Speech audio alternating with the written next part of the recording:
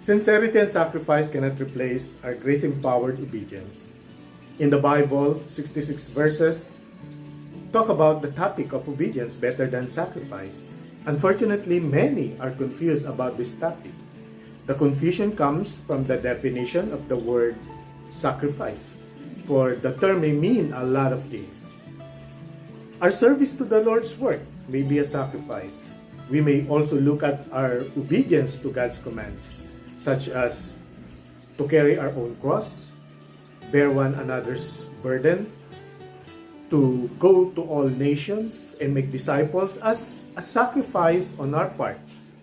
Besides, Romans 12:1 instructed us to offer ourselves a living sacrifice to God, dedicated to His service and pleasing to Him.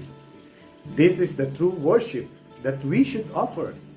If obedience may be a form of sacrifice, and sacrifice may be an act of obedience, how come obedience is better than sacrifice rather than the two are in equal footing? To better comprehend this statement on obedience and sacrifice, we should first discover and understand the context of this statement.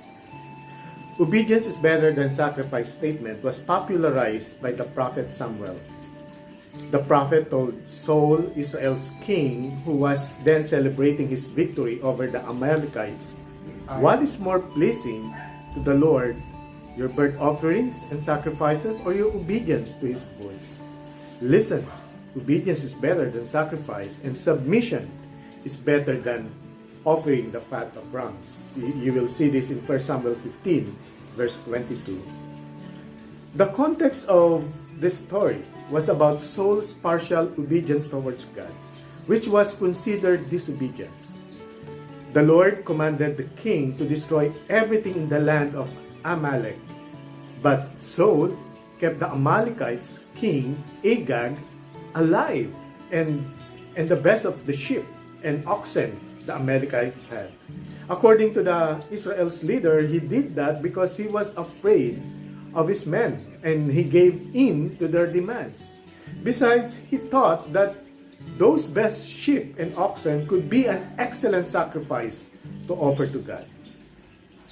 From this context, we can easily spot the definition of the word sacrifice the prophet Samuel used.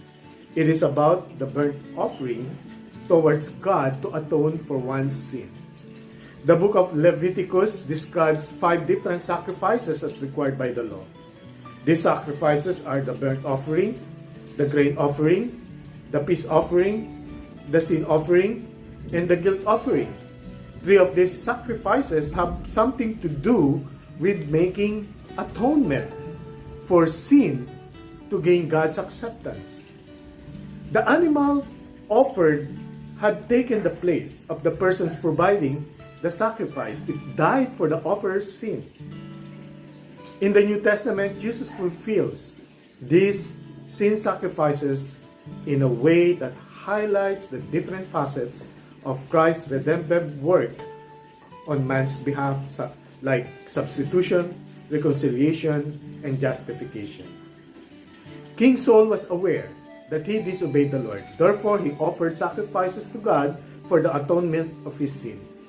But Samuel rebuked him and reminded him that if the king obeyed, there would be no need for sacrifice. Saul should have obeyed God. Instead of disobeying God and bringing the Amalekites' animals for sacrifice, God can never be bribed by our sacrifices and offerings. Instead, He wants our obedience brought about by our love relationship with Him. If we are tempted to bribe God with our sacrifices and services to gain favor from Him, forget it. Instead, focus on knowing Him better. Take note though, I said focus on knowing Him better, not knowing about Him. It is about relationships, not knowledge.